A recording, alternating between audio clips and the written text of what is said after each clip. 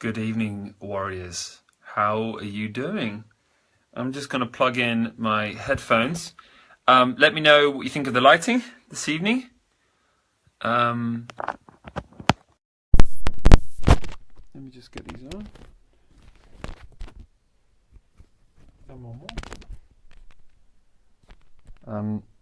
I had I'll let some of you arrive.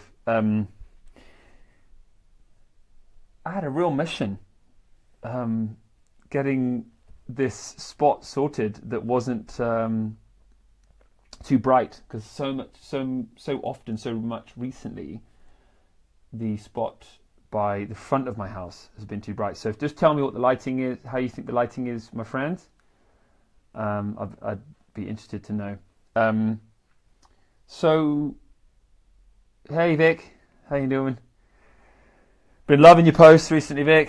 Got to say, you've been putting out some awesome posts, and you've definitely got that ability to inspire, and you've got to follow that journey for sure. I'll get started fairly soon. I'll just give you a bit of an insight into how I manage my mind. I'm definitely not a perfect human being by any means, and so there was a person today who kind of didn't let me down, is a strong word, but just kind of messed me around, and I kind of know he's like that, and so I should have expected it anyway. But anyway, messed me around, was maybe a little bit rude, bit of this, bit of that, and just like, just life, it's fine. And it made my mind kind of race. Hey Chris, hey Fiona. It made my mind kind of race like this, to kind of go spinning round and round, in like anger and annoyance and frustration, all these things. And it was kind of ruining my surf a little bit. I was in the sea, supposed to be having a good time, and I just kind of was just feeling a bit pissed off, basically, with this person. And I noticed, as I think we all do as human beings, that I wasn't being mindful of my own thinking. I was trying to kind of get rid of it. I was like, come on, Will, nah, it's fine, he's okay. And I'm kind of having this conversation in my own head, and it's making it worse and worse and worse and worse and worse. Hey, David. And the more I fought with my own thinking, like the more guilt I felt for thinking angry thoughts about this person. And then I just saw the seagull just fly past me as I'm waiting for waves. And I looked at it, and it was enough to make me realize that if you're just mindful, like how nature is, and nature just is, and you're just part of that, and you just I just looked at this seagull, and I followed it, and I was watching it like this, just watching it. And it's amazing, if you just bring your attention to the moment, that you get this new perspective on your thoughts, which is that they are just thoughts. And when you can notice that, fuck man, you have unlocked probably the biggest secret to a happier and more peaceful life. Hey guys, hey Susan, so nice to see so many of you here. This is awesome. It's great to see how many of you have tuned into this. I'm going to be talking about my book, which is coming out this November. It's going to be on bookshelves. Holy fuck-a-moly. Little old me, who got scraped a C in English class when I was a wee lad. And the book is called Filling the Happiness Gap. And essentially, the book is an acronym. The G stands for gratitude for what you have. The A stands for acceptance of what you don't. And the P stands for an ability to live in the present moment. And where the book came from initially was just basically, I was writing a post about 5 years ago now, I guess. Let me just see where my water is. 1 second, guys. I'm not sure what I've done with my water. Hang on a second. Gotta have my water, gotta walk your talk. I need to have that hydration for my old brain. My brain isn't sharp enough to deal without water. Right, I'm back. And where was I? The book. And so anyway, I was writing a blog post and about 5 years ago, and I'd been reading hundreds of books on happiness, philosophy, psychology, self-help, you name it, and been getting a lot of help and benefit in my own life. And I had read extensively about the need to be grateful, and the need to... Guys, my dog is just sat. Fuzzy, that way, baby. Oh, she wants to sit here. Oh, isn't this nice? My dog wants to sit on my lap for my podcast. That's lovely. Foz, you stay there, baby. Fozzie says hello, everyone. You say hello, Foz. Get your paw in, yeah. Hello.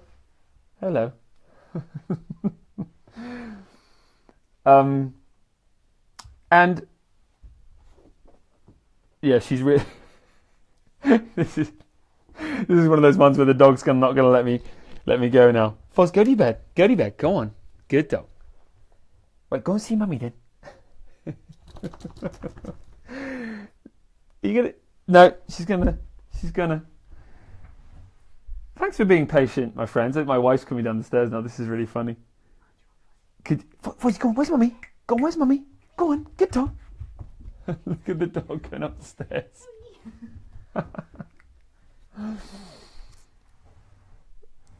I know, David. I know. My dog has definitely upstaged me. So, where was it? And so I came up with this insight. So I had this huge benefit from gratitude in my own life, and from journaling and practicing and all these things. And then I had got a lot of benefit from just accepting the way that my life is.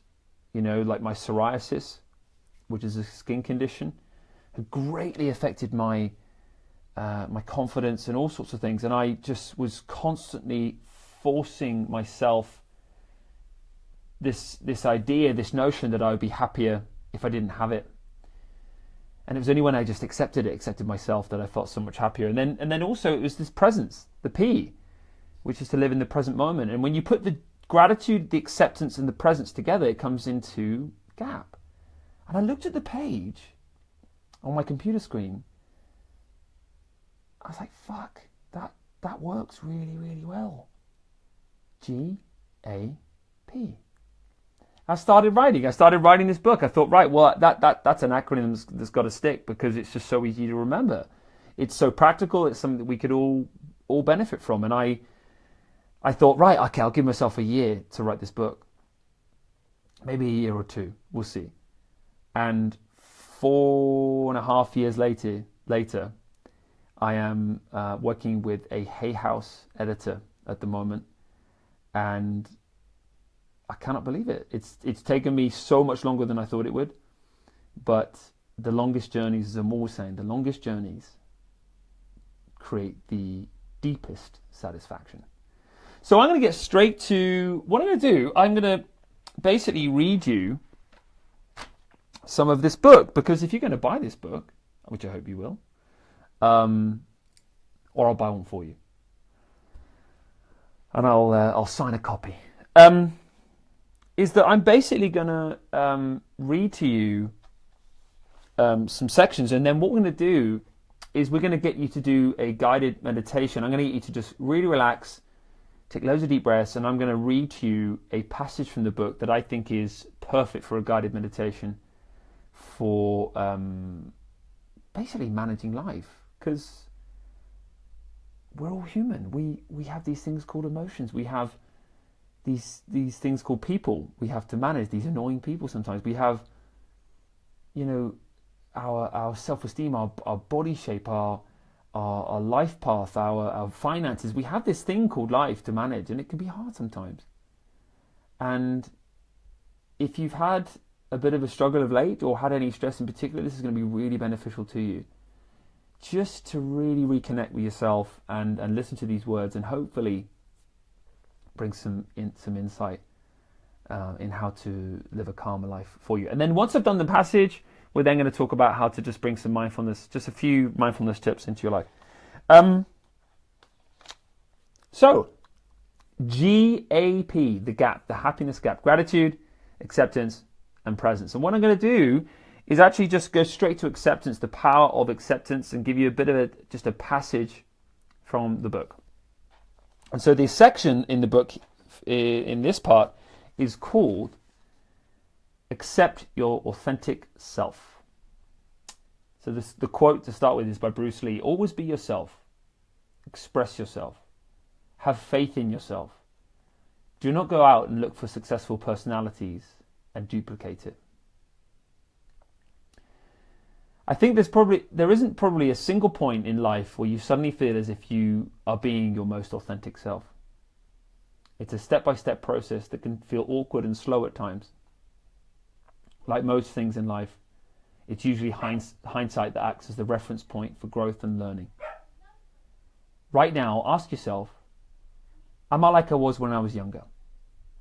Unless you're from outer Mars, my guess is that your answer will be anything from a bit different to completely different. But why is this important to your happiness? In order to answer that, I'll tell you my wife's story towards her authentic self. In her 20s, my wife had friendships she developed at school and university, and considered those people her best mates. She had a show-busy, ego-driven, got-to-be-seen in the right places kind of lifestyle. But increasingly, the more time she spent going to bed early, getting out in nature and living a simpler life, the less her old self appealed to her. Things came to a head one night after she arrived home from a party. She felt totally alone there. Despite being amongst her friends, she said, I felt so insecure. I'm just so different now. There was so much pressure to drink and I just didn't want to. It's not me, and they didn't make me feel terrible for it. I'd rarely seen her so upset. And so what this brought about was, after a good night's rest, she reflected on what she'd learned from the experience and inspired her to come up with the Garden of Authenticity, a place we discover as we grow up. You see, when we're young, we form a persona, a mask that enables us to fit in and get along with others. The persona we create is no big deal until we reach an inevitable crossroads in life and have to decide whether to keep up the self that needed to fit in or continue growing into the real personality we discover in each new moment walking through the Garden of Authenticity. My wife had grown into her true, authentic self, and in doing so had discovered parts of her garden she didn't know existed. Being in the new part of the garden felt calmer and happier to her. When she went back to her old lifestyle of drinking and late nights every now and then, it was as if she didn't know who she was. On the outside, she seemed totally at ease, dressed up to the nines and dancing in fancy clubs, but on the inside, totally lost. This example represents the importance of accepting your authentic self as a means of achieving authentic happiness. The kind that doesn't need to look spectacular on Facebook as long as it feels good to you. When you accept your true self and act on it, it'll seem weird. It may frighten and confuse some people who've always known you. Some of your old circle will find it hard to understand or appreciate the change because they've a vested interest in keeping you in a box marked you. Why? Well, probably because people are generally scared of living authentically in case peers, parents or partners criticize their new decisions. Which means that they see you do it, rather than bravely and introspectively ask themselves what they want from life and acting on their intrinsic values, they hide behind the curtain of cowardice and jealousy in the form of criticism and naysaying. Accepting your real self will unleash a huge boost in happiness in you. I don't know all the keys to success, but I do know that the key to failure is trying to please everyone. Geez, even if you're living half a life, it's going to get people talking. You can't live your life pretending to be someone you're not. It's just too much effort. And besides, your true nature is the most attractive, appealing, and enthralling thing about you. How to tend to your Garden of Authenticity exercise. As you journey through the Garden of Authenticity and discover parts of it you love, you'll notice that in order to help grow those parts, the weeds that block the progress of that growth will need to be removed. Let's round up this final unblocker, the 6 ways to tend to your garden of authenticity. The first way to tend to the garden. If you can't seem to go out of spending time with people you don't want to spend time with, stop texting or calling them back. You don't have to be blunt, just accept the need to be assertive. Failing that, make up little white lies. You don't have to feel guilty about something that will make you happier in the long run. Unblocker number 2, trust in the universe. The happier you are, the more you're going to attract the same. Be patient, and the right friends, lovers, and clients will show up in the right place, right on time. Unblocker number 3, keep consulting your intuition. If someone feels right to you, treat him or her like gold. But avoid becoming needy. Just treat them with respect and dignity. Be openly kind and complimentary about how you appreciate their company/business. Good rapport is built on I appreciate you. Notice if you're letting the idea of how your life should be get in the way of living with how it really is now. It's a strange irony that the people who crave people's approval the least end up getting it the most frequently, and those who crave people's approval get it the least. If you want more influence in this world, don't act cool, be cool. Don't fear solitude. Often the happier we become in our own skin, the happier we are spending time alone. Lovers, clients, and friends can come and go in this life, but there's only one person who sees it through all the bits in between. Little old you. Get to love your own company, and you'll grow in ways I can't begin to describe. Unblocker number 6. Of all the 5 really close friends you see every now and then, ask yourself, is that good enough? Given the time and energy demands of modern life, it's wise to avoid setting unrealistic goals that can lead to frustration and worry.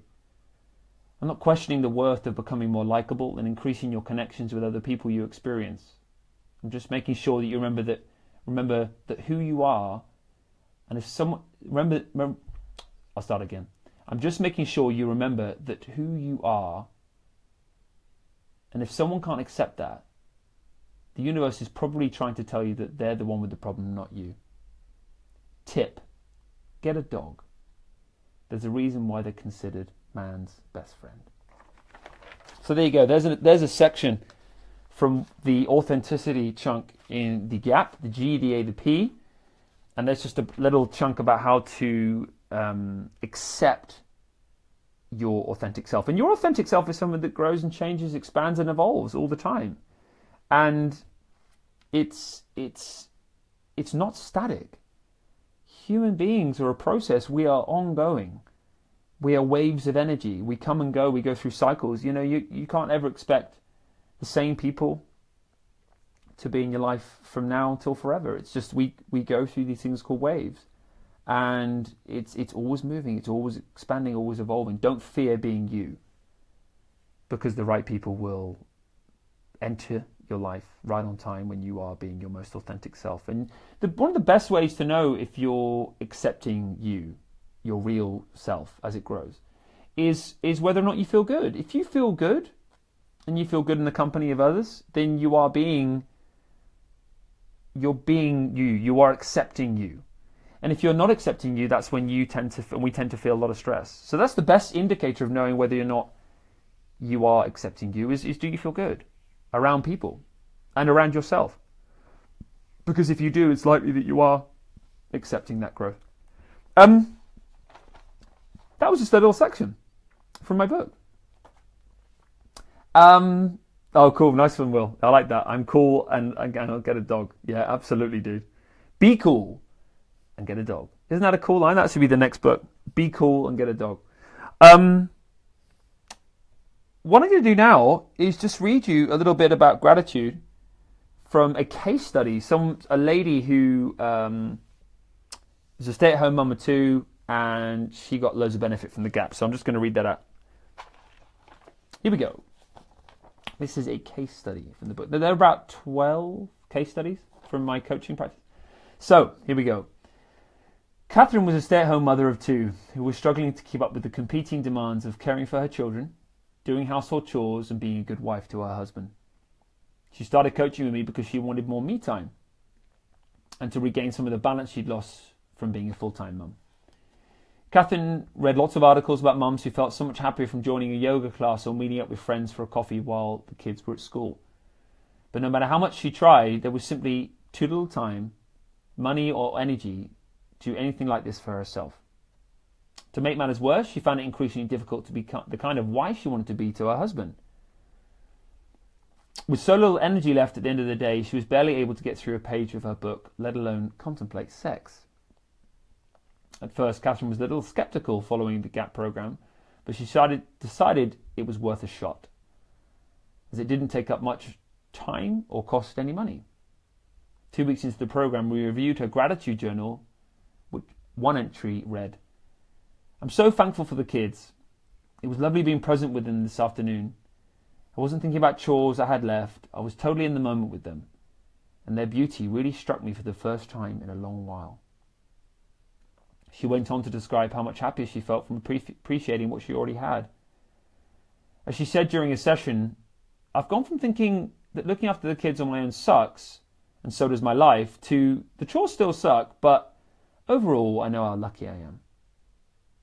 What I have is a huge blessing in my life." The GAP program helped Catherine manage the challenges of her life as a young mum. Juggling chores and childcare was still stressful, but that didn't mean her life was too much to handle. She was beginning to harness the power of gratitude. She was beginning to harness the power that gratitude has to build strength necessary to deal with life's knocks and bruises. Although Catherine's strengthened gratitude muscle was helping her deal with the stress of being a mum, she still found it hard to accept the way she saw herself as a wife and how little me time she got during the day. However, rather than trying to free up more time or money for her to do more of what she wanted, we decided to leave things as they were for a time, accept the situation, and see what happened. She immediately felt happier for it. Why? Because she was no longer mulling over things she couldn't change in the moment-to-moment of her life. It turned out that much of the blockage in Catherine's emotional river did not come from a lack of me time, but from comparing how much she had with the other mums in the neighbourhood. Once she noticed this, each time she thought of Tina, who got to play tennis 3 mornings a week, she loved herself enough to accept it and let it go. It wasn't easy at first. She admitted she'd much rather play tennis than wash dirty sheets, peel vegetables, and do the ironing. But simply accepting the way her life was enabled Catherine's emotional river to flow once more. And the coolest part, accepting her life and comparing herself to others less, boosted Catherine's happiness, giving her the lift she needed to resume her old hobby of drawing for 20 minutes in the afternoon before she picked the kids up from school. Catherine was also more mindful of being present with the chores. While she was ironing, she was with the ironing and not letting herself get upset about wanting to be doing something else. So much of her stress had arisen from being where she was, ironing, but wanting to be someplace else, like playing tennis, like Tina. Moreover, she'd noticed how much of the stress came from contemplating the next chore while she was in the midst of the one at hand. Rather than thinking about the cooking, cleaning, and picking up the kids that lay ahead after the ironing, now she was just ironing, and she was present with the experience of it. Was the ironing in this way as exciting and uplifting as playing tennis? According to Catherine, that's a big fat no. But was it as stressful as draining as it used to be? Apparently not. Catherine also saw her relationships improve too. Previously, while picking up the kids from school, her mind had been on the next day's chores. But now she was listening to what they had to say and noticing how being present and mindful of now not only made her a better mummy, it also made her feel more relaxed, knowing her kids felt heard. Her happier mood and higher energy level made her feel sexier and more confident too. I won't go into the details, but let's just say Catherine's husband was a lot less grumpy. So this is the summary, the gap in action. G. Catherine was happier for writing down what she already had in her life in the evening before bed. This helped her better deal with the time and energy demands of being a mum in the 21st century. The A, acceptance. She was also happier after accepting her current lifestyle. This freed up her mind enough for her to get inspired about what she could change. And the P, for presence. She was calmer and therefore happier for being more mindful of the present moment. This helped her perform just one task at a time, instead of letting her mind wander into how much she had left to do. And there you go. That's just a little case study into how the G, the A, the P can basically make you happier. Because that's this big philosophy, this big passion and belief that I have from my reading, research, experience as a human being, is that we aim for happier and not happy. See, happy is a black or white destination. We're either happy or we're not. But you see, happy is just an emotion. It can come and go as quick as a fart in a stiff breeze. So what I prefer people aim towards, and what I want the gap to do for you when you go through this journey of reading the gap, is that you feel happier. Because it's much more realistic and hands-on, and it's like it's tangible to what's really going on in our day-to-day lives. It's not to say that we don't go through happy emotions from time to time. We have loads of happy emotions. That's wonderful. But it's also to say that happiness and the philosophy of happiness is something where you don't necessarily avoid negative emotion. Because if you always avoid negative emotion and you suppress it, then you never get to learn about why it came up. And if you never get to learn about why it came up, then it's probably going to repeat on itself over and over. So paradoxically, it's those people who are constantly in that perfect state of bliss and happiness who can often be the kind of people who have the biggest shields. And if they have the biggest shields, then they're the people who need probably the most inner work. It's those people who you get a feeling from, who are just real and authentic and have no shield, who tend to be, paradoxically, the happiest of people. I want you to close your eyes. Let's do some breathing. Let's just... I could do with a bit of this as well. I weirdly had quite a stressful day in the end. I've got this deadline on the editing for the book to do. And I had a little bit too much coffee, went surfing, didn't drink enough water, and then there's your insight. I was just feeling strange. My mind was doing weird things. My body felt strange. And then I had just a load of water. Bang. Equilibrium returns. I swear so often we just need water. But that's by the by. So we could do with some breathing. Let's just breathe. Guided meditation. Let's relax. And what I'm going to do is I'm going to read to you this extract about living in the present moment, which is going to be a really effective guided meditation. So let's just close your eyes. What I want you to do is kind of just put your phone down, leave me on speaker, obviously. Maybe turn it up if you need to, or lie down. If you can, lying down's fine. Whichever way is most comfortable for you. I just want you to just get into a nice calm state. So we're going to take some breaths.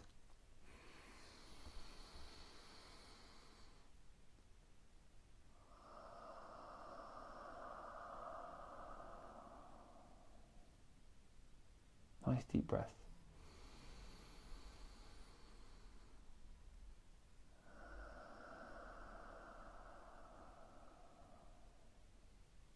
Just keep your eyes shut. Keep that rhythm going.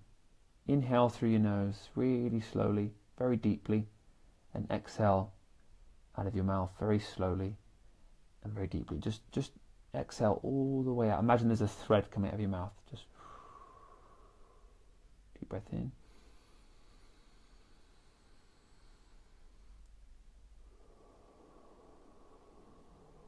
And just keep breathing. Keep that lovely, gentle rhythm of breathing going. Keep your eyes closed. Feel energy come in as you breathe in.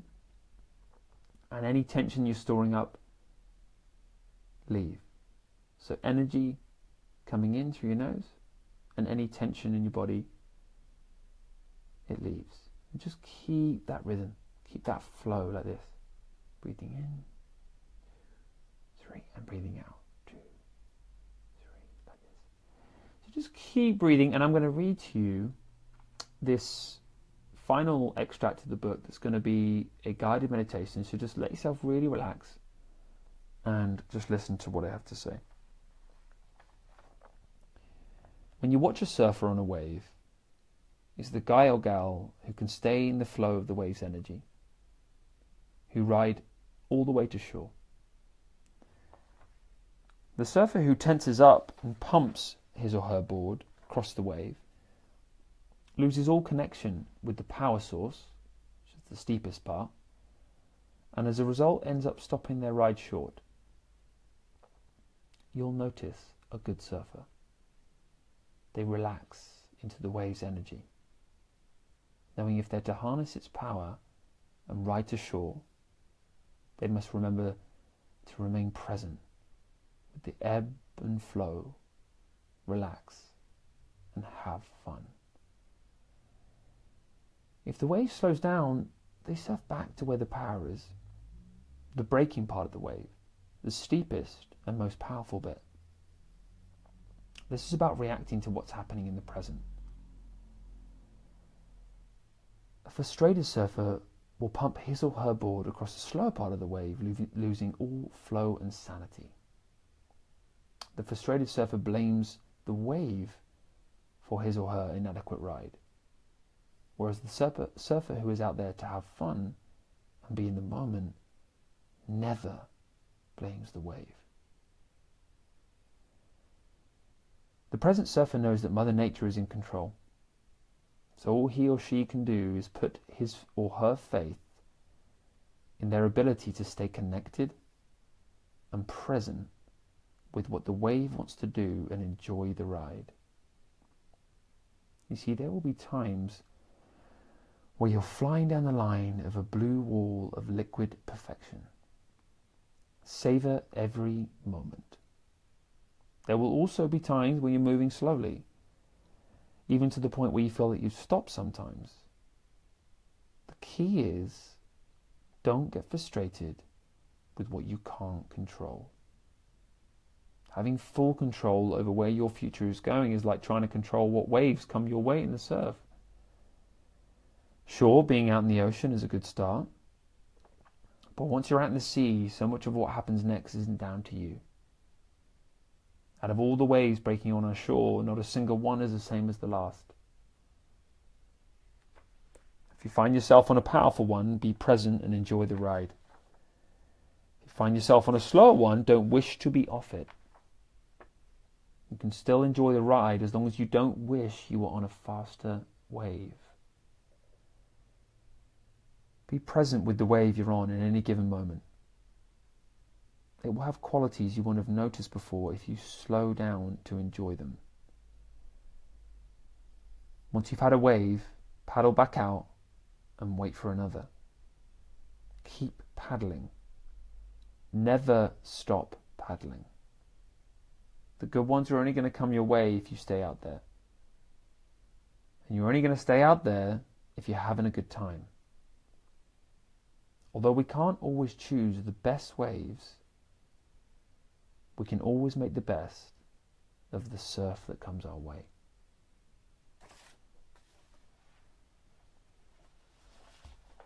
So there you go. That's that passage about being present, being the present surfer. If you want to open your eyes, you can, and just come back in and just... I'd love to hear your feedback. If any of you enjoyed that, I'd love to hear. If any of you hated it, I'd love to hear that too. I'll keep my ego at the door. And yeah, I just want to... I've just realised my ass has gone numb. I'm sat on this cushion, but it's definitely a fairly shit cushion. Yeah, I'd love to know how you found that. I'd love to know what you thought of the extracts. The book is going to be literally on bookshelves. W.H. Smith, Waterstones, all these places, and it's just surreal. It's been a long journey. But my God, has it been worth it? because often there's a great quote I read the other day, which really sums this up, which is that I don't always love the work, but I always love who I'm becoming as I do it. And it's one of those ones where if there is just this thing in you that you think you want to express, you might not even know what it is. I think that's often the case. I think sometimes we don't even know what our creative destiny is. We just have a feeling and a sense that there's something we're not fulfilling. And if you just go with that feeling and just see if you can explore your creative self, then that journey of creativity, whatever it ends up being for you, is a wonderful experience. I really do think that we all have amazing gifts to share if we actualize them. And so there's some questions coming through. So that's really kind, guys. Oh, that's so cool that you enjoyed the book. That's amazing. Some of the extracts, signed copy, of course, signed copy. And yeah, you'll be able to get it on audiobook as well. Of course you will. And they're going to be courses that go with the book as well. So there's going to be all sorts of stuff that goes with it. So I'm super excited about all of it.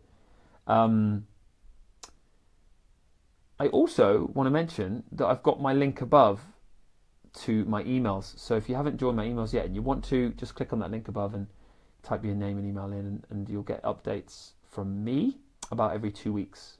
It's a newsletter. It's a motivational, inspirational newsletter.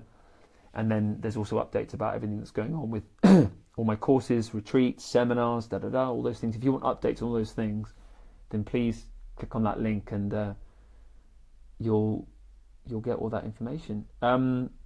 Guys, it's been so lovely to hang out. This is really, I'm actually, here's a moment of gratitude. Apart from being incredibly grateful for all of you, because you're just wonderful humans, you warriors. Doing this tonight has really calmed me down. Like I said, I had a slightly strange day, and I had practiced my mindfulness. I really had. Particularly, like I said, in the sea, my mind was doing this about this person who'd let me down, and I just instead looked at this seagull flying past and just realised that if you reconnect to nature and you reconnect to being the observer of nature and life and your thoughts, then you start to notice that thoughts don't have power over you. They are just thoughts, and they just do have a beginning, middle, and end. But it's the most profound shift you could have. I mean, we do all forget. I mean, I don't think there's a single human that doesn't necessarily forget that fact and start diving into thoughts from time to time. But we just got to go, okay, that happened. How can I improve?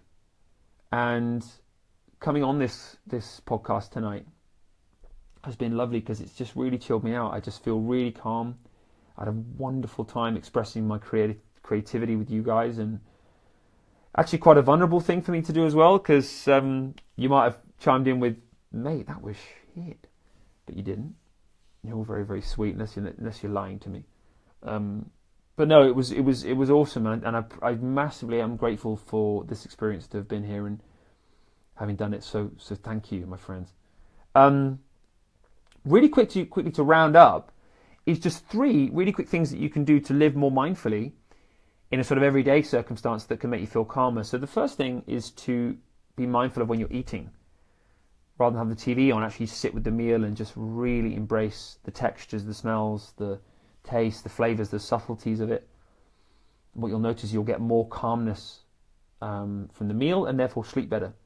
The second sort of mindfulness in action for calmness thing I want you to try is after you've done your morning meditation, like 10, 15 minutes or whatever it is when you come out of the meditation, don't come leaping straight back into unconscious habits of just, going downstairs, making a coffee, just doing things. Is actually just to spend about a minute or two looking at the window. I've been really enjoying this recently. It's just an insight I came up with myself, and it's just to look at nature. Like look at the clouds, or look at the birds flying over, or just look outside, basically. And just by observing nature, it just eases you into a higher consciousness for the rest of that day. Rather than doing, right, I've meditated now, fuck it, I'm off to work, I'm off to do my day. it's like, no, just spend a tiny bit of time with your eyes open, looking at the window, and you'll get that really nice just feeling of invigoration that will lead into the day. The third really practical way to practice mindfulness to stay calmer is if you know you've got a difficult meeting coming up with a human being who you find annoying, basically, is to just spend 2 minutes, set your timer, before you go meet them, spend 2 minutes, close your eyes, sit back, and declare that you're going to discipline yourself to center yourself before you go into battle. And the key to managing yourself around other people is always to just notice you, notice yourself, notice your own body. If you go into the situation tense, it's probably not going to lead to you being able to handle them very well. But if you go into a situation with someone who you don't particularly love spending time with, but you're just feeling so good from having done a little 2-minute meditation and centering, then you're far more likely to be able to manage them with ease, and you'll come away from the whole thing just feeling so much better. So that's just those 3 little practical ways of adding mindfulness into your life.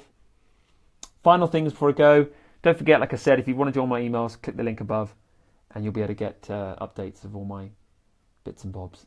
That is all from me, my friends. Thank you for joining me. It's been a joy spending time with you. Love you loads.